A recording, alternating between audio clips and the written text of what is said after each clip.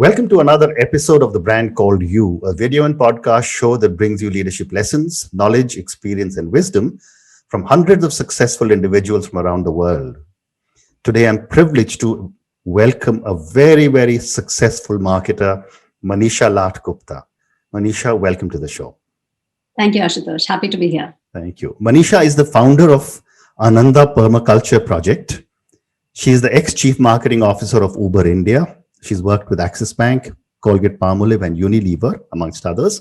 And she's also the founder of Mojarto. So Manisha, tell me, what would you say are three key milestones in your life or your career? Okay, well, that's quite a big thing to think through. But I would say that, there've been more than three. So I'm going to just try to divide them between personal life and professional life. Okay. I think personally for me, the first milestone was really moving out of Chandigarh. I was a small town girl. I grew up in Chandigarh. And if you know anything about Chandigarh, it's like, a fairly quaint, small town. And it was when I moved to JNU to study for my master's in biotechnology and then went on to Bangalore to do my MBA from IIM Bangalore. It really opened up the world to me. And I discovered so much about my own country and its people that it kind of changed me quite a lot. And that was really a very big milestone, I would say, the first one. And I think second milestone was to become a mother. Nothing mushy about it really, but more that, you just become so selfless for the first time. You start caring about somebody else more than yourself. And I think being a mother in these times is really tough because you get judged so much. And being a working mother is even tougher because every day at least 5 people ask you about who looks after your child when you come to work. Okay. So I think it really made me build a lot of self-belief and a lot of conviction about what I was doing and how I wanted to lead my life and how to build a life for my family without affecting other people's judgment. And thirdly, I think would be starting Ananda Permaculture Project, which we started in 2011. And it changed our lives in multiple ways. I think it changed the lives of everybody in my family and not just me, in terms of we became more conscious of our consumption, more conscious of how we live, turned vegetarian. We, really started looking at everything very differently. Amazing. I think So I'm going to ask you about Ananda Permaculture, but I wanted to ask you a question. You said from Chandigarh to JNU to Bangalore, opened your eyes, made it big in the corporate world, and then have gone back again to somewhere near Chandigarh. That's right. What was the reason for this transition? Oh, well, if you've seen Chandigarh and you've come from here, I think it's really the only planned city in the country. That's And true. if you belong to Chandigarh, you don't give up those roots because it's a privilege to be part of this city. So we were very clear that when we wind up our corporate careers, we will come back. My husband and I are both from Chandigarh, luckily, so there was no sort of debate about that. Okay. And when we decided to, set up Ananda, it was very clear that we'd do it close to our hometown. So, yeah. Wonderful. And also as an aside, there's a saying that, you go around the whole world and then you realize that your village is the best. Absolutely right. Well said. So let's talk about, first your, career as a marketer. You built so many successful brands and you've been associated with a service brand like Uber and a financial brand like Axis Bank. What goes into building a successful brand, irrespective of service, finance, or whatever? Well, I think the first thing really is to find a strong consumer insight. And that consumer insight can be, unserved or underserved need. I think a lot of times we don't give that enough attention and importance, but that's really the most important thing. And after that, you have to come up with a solid product or service proposition which delivers on that insight. Once you've done those two things, I think then it's really about taking the creative leap and seeing how to communicate this best to your target audience so that they get engaged and excited about your story and what you're trying to tell them. And finally, of course, the product or the service has to be easily available. It should be reliable. It should work as per your claim. And people should be able to say that, yes, this delivered on what you had set out to promise. So all this, of course, you can imagine, Ashutosh, takes a lot of executional excellence and takes a lot of sort of, rigor and detail. And that's really the science of it. And the rest of it is really an art. Wonderful. And, from the age that I am from, I'm 64, the brands were a very different kettle of fish, if I can say that. It was newspaper advertising, and then television came in, etc., etc. But now we are in the digital world, and you have worked for a technology company like Uber. What is the impact of the digital world on brands? I would say that some things remain the same. For example, the consumer insight, the consumer need, the product proposition. I think all those things pretty much remain the same. What has changed is really how you talk about it and how you deliver it. So in terms of how you talk about it, traditionally we used to be such a one-way dialogue. Brands used to just, keep talking about themselves and what they did. Correct. And now today things are far more democratic. Like people want to talk about brands too, and they want to tell you exactly what they think about you. So that's changed quite a lot. And therefore brands and marketers have to have a lot of engagement, storytelling, content. I think brands are also held to a higher standard now, and therefore consumers are asking about your role in this world, your purpose, why should you exist, why should you deserve their love and their loyalty. So a lot of purpose has to be built into the brands. And at the same time you have to be authentic, because if you just pretend to have a purpose while you don't, then you get caught out.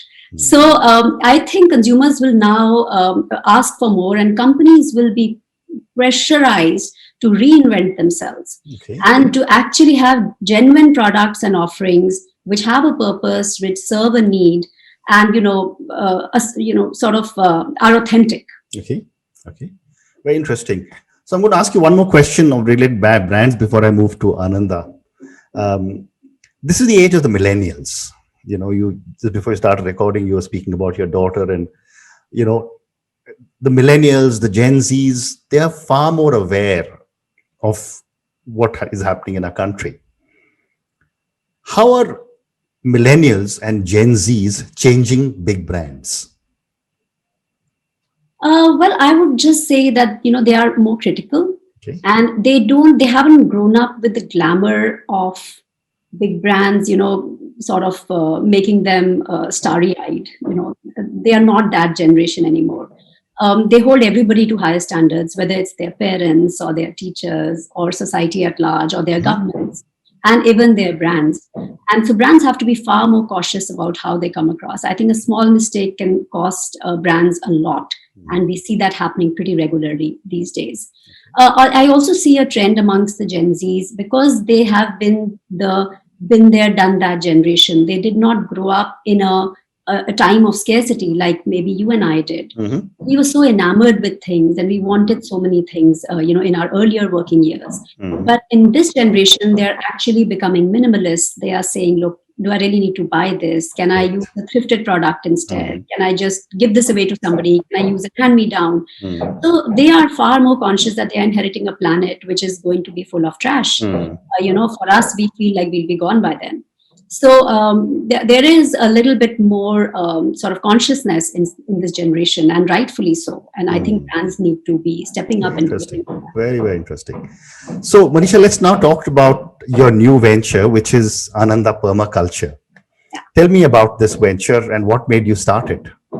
Okay, so let me start off by explaining what permaculture is. Permaculture actually originates from permanent agriculture or permanent culture. And if you look at how our lives are, and agriculture is just a reflection of that, Ashutosh, everything is very use and throw, right? So we are constantly, tilling, growing. We are cutting forests to grow our food. And similarly, our consumption is also very fast paced. We don't know where things come from, where they go. We are just in some sort of a frenzy to consume and throw. Whereas permaculture tries to bring more stability, sustainability, and resilience in our lifestyle. Now, obviously, I didn't set off to do this thinking about it in this sense. These are things I've learned over the years. But what struck me, in the last decade, perhaps, I think in the 2000s when I became a mother, was that there may be nothing left for our children. That's the feeling I got. The way we were contaminating our water, our air, and our resources. I felt somebody needs to do something about that. And frankly, I have very little expectations from anybody else, neither our governments or our civil society. And I felt like if we can, let's try to work and save a piece of nature for our children and our family. And that's really where we started from. We learned about permaculture, which is a way of not only growing food, but also creating a habitat where all your needs can be fulfilled without compromising the planet. And that's really what Ananda is. It is a demonstration of the fact that you can live in harmony with nature. You can satisfy your needs from a place without ravaging it. And we've planted over the last decade almost 6,000 trees. We harvest about 30-40 liters of water, million liters of water every monsoon. We are almost fully self-sufficient in food. And we are also now building a home which is made out of natural materials and can keep us safe and warm and cool without being a huge burden on the planet. That's amazing. I mean, is this something that is there a lot of this happening in and around Chandigarh? Because I do believe Chandigarh has got a lot of people who are far more aware than their brethren in Delhi, which is where I live. Well, it's a relative scale. I would say a lot of it is happening down south, actually. Okay. Auroville, Bangalore, that area is far more evolved. Okay. Definitely Chandigarh might be more evolved than Delhi, just because it's a greener place, it's in the foothills of the Shivaliks and people are, attached to nature. But I think we still have a long way to go. Every morning when I drive around the city to make my way to the farm, I still have to stop at every household and tell them to stop watering their car with a pipe and use a bucket and a cloth instead. So I think, sustainability is a continuous journey and nobody can be fully sustainable, but we can just try to get better at it every day. Fascinating. So, you just spoke about you're building a new home. And when I was reading about you, you call it the Earth Architecture Home. And you also say you invite people to come and see it. Tell me about your home. Yeah, so it's actually like, it's a structure that we are really building. It's a multi-purpose structure. I want to use it as much for workshops and demonstrations as I would to sort of live in it. The idea is to build with natural materials found within the vicinity and try to build it in a way that we have very little energy requirements. So we do not, it's not going to have any air conditioning. It is designed in a way that it's made with mud walls and therefore it will remain cool during the summer and warm during the winter. Its solar orientation is such that we get minimum sunlight during the summer and maximum sunlight during the winter. And we also have all our energy needs satisfied through solar energy. And we harvest all our rooftop rainwater to serve as our drinking water and water for our sustenance through hopefully at least 8 to 9 months in a year. Wow. So by, and all natural plasters of mud or lime, and therefore keeping the house non-toxic. I think one of the things we are not conscious of is that a lot of the paints we use in our homes are extremely toxic. And, they are silent killers. We don't see them as pollutants. We don't see them as things which are harming our health, but they are. So that's really the idea. And yes, Ananda is already open to visitors. Every Saturdays, I do a permaculture class and a lot of people come. And, once we have the structure ready, we should be able to add that to the class and teach people how they can build a nice home without, again, putting a huge burden on the planet. It's so fascinating. But tell me, from where did you acquire this knowledge? Is one of you or your husband, are you trained in this area or have you just learned about it? Not at all. Both of us are like what I say, corporate animals. Okay. He's a banker and I've been a marketer. But we just read and taught ourselves all this. And I realized that, once you start working closely with nature, it's the most instinctive and intuitive thing to do, because what we forget often, Ashutosh, is that we are all animals, and we've been hardwired to do this for millions of years. It's just that we've rejected the whole idea over the last few centuries and decided that we are too sophisticated to deal with nature. But I grow my own food. I do a lot of my own sowing, harvesting, planning, and it's become second nature to me. So again, a question for you is that for someone who has been in such a high profile job for so many years, you and your husband both, do you have any big plans to take Ananda Permaculture national and talk about it, or is it just a very different kind of a thought for you? It's a very different kind of a thought, Ashutosh. I think it's a little bit more of a spiritual journey for us rather than a commercial journey. In fact, a lot of times people ask me that, is this a hobby or a commercial venture? Mm-hmm. And, I've been looking for the right response for them, because to be honest, it pisses me off when people ask me that. And I finally came up with something which I think is close, which is like, if your mother was ailing and you took time off to look after her, would you call that a hobby or a commercial venture? you would say it's neither, it's your duty. Mm. And our planet is ailing.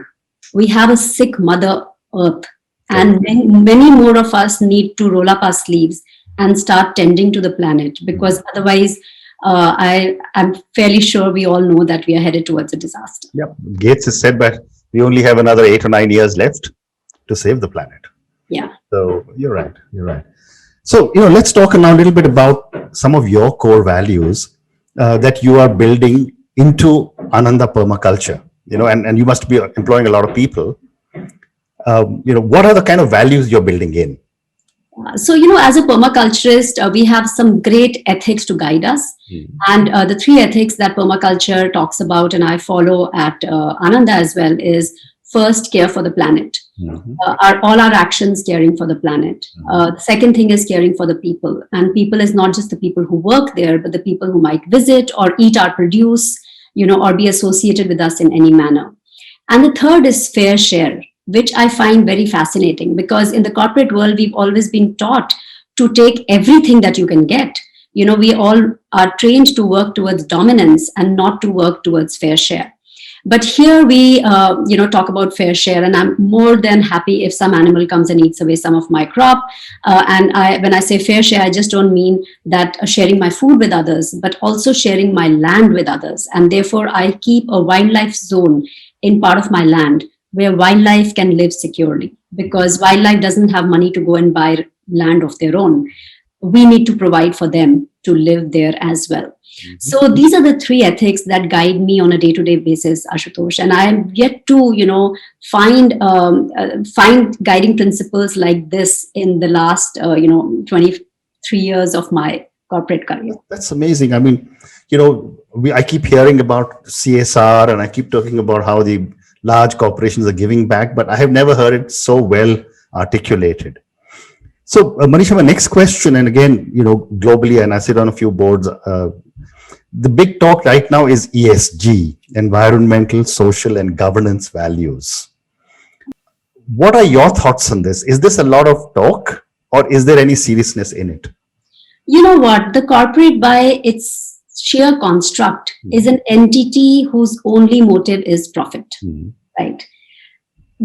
It can never do anything else. It can talk about a lot of things, right, but it cannot do anything else. So the capitalist world will always be driven towards profit. And I read a quote somewhere which I thought was very interesting, that says that in the capitalist world, the only value of a forest is when the trees are cut. And that captures the core of the problems that this planet is facing. Very true.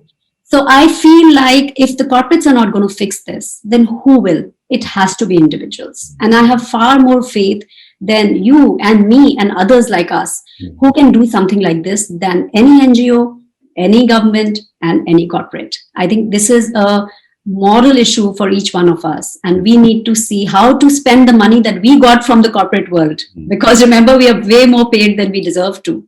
And how can we transfer that wealth back to the planet to offset our own impact and the impact of the corporation that we worked for? Interesting. So I'm going to now move to the next part of our conversation, and this is a topic of gender diversity. I asked this from a lot of my women guests because I have genuinely believed that 50% of the population are not getting at least 50% of the rights or whatever they should be getting. There's a lot of talk going on in India in the last few years. Globally, it's a little more understood. Even today, someone calls me and says, "Can you find a woman director for my board?" And I say, "But do you want the woman because she's a woman or because of her knowledge?" Right? And I said, most of the people I know will probably turn it down. But I want to know from you, having served in so many boards, how can this imbalance be corrected faster in our country? Okay, I think firstly, Ashutosh, mothers need to raise better boys. I shouldn't say mothers, I should say parents. I think it starts from there, really. It really doesn't start from anywhere else. And after 20 years of conditioning in a certain way, a person enters the corporate world, and then you try to, constrict them into a certain way of behavior. There's a facade. Of course, they'll try to, fit in because you have to, otherwise you might lose your job. But the core is not convinced. And I see 2, 3 things which happen with women in the working, in today's corporate world. The first is that men have suddenly become, champions of women. So everybody likes to believe that he is the diversity king going around. And, they'll say that, look at me, I'm such a big supporter. If you ask them to talk about something in a public forum, they'll say how good their wife is or how great their mother was. And, it's so scripted. The second thing they'll try to do is they'll hire some women, right? Now, that's when the problem starts. I think hiring women is not a problem. You find them and you do hire them. The problem is what you do after you've hired the person. So the first expectation is for the woman to have a sense of allegiance and gratefulness towards the person who hired her, because, they expect that, look, I did you such a big favor. I hired you here. And often they don't get it. At least they don't get it from smart women. Sure. The second thing they don't expect is that this woman will actually be smart. Okay. It always reminds me of the patriarch in our families, like fathers-in-law, etc., who are very happy with smart women outside. But when they get into the family, they're all stressed, how can the bahu behave like this? So it's very similar in the corporate world. They love women till they become a threat to you. And then they start setting them up for failure. And then they say, we tried our best. Look, we hired her, but, she just wouldn't fit in, etc. And many times when they do that, they often set up women for the glass cliff, which is like give them work which is very thankless, which will land them, they'll do the dirty work and then finally pay the price for it. And I've seen that happen more than once to many of my colleagues.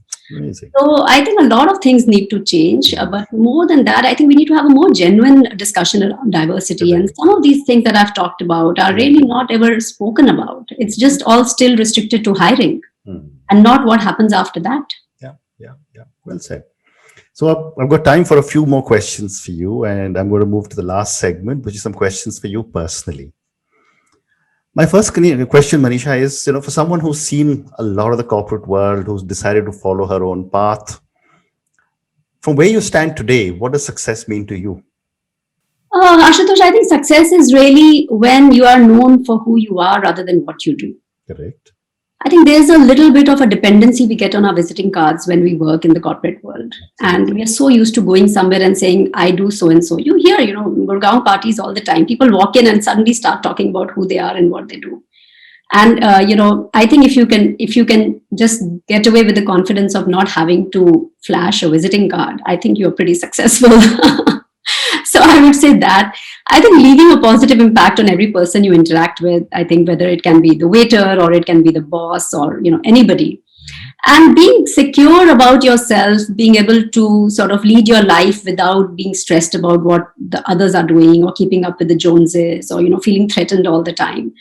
I think that's success. Fantastic. And a follow-up question for you is that who or what inspires you?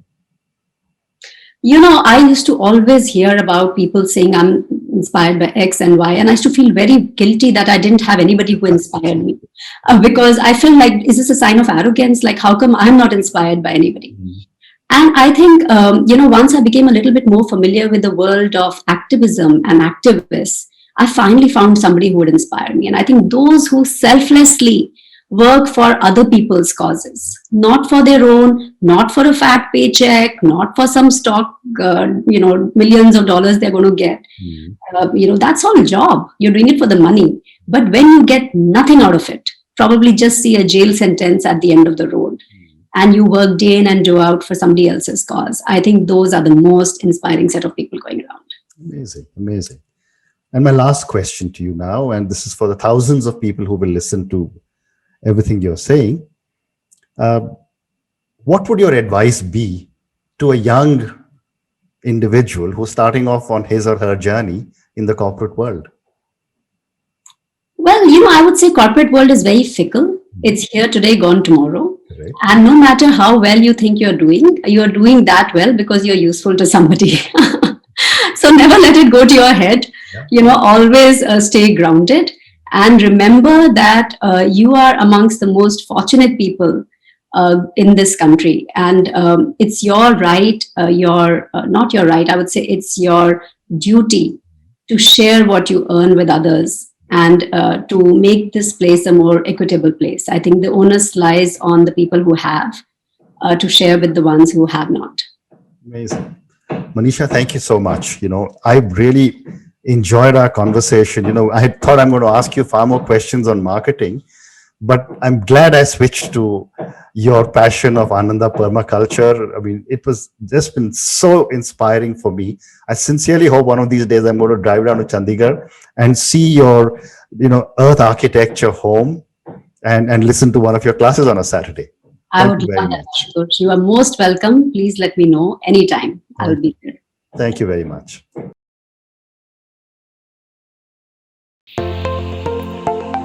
Thank you for listening to the Brand Called You videocast and podcast, a platform that brings you knowledge, experience, and wisdom of hundreds of successful individuals from around the world. Do visit our website www.tbcy.in to watch and listen to the stories of many more individuals.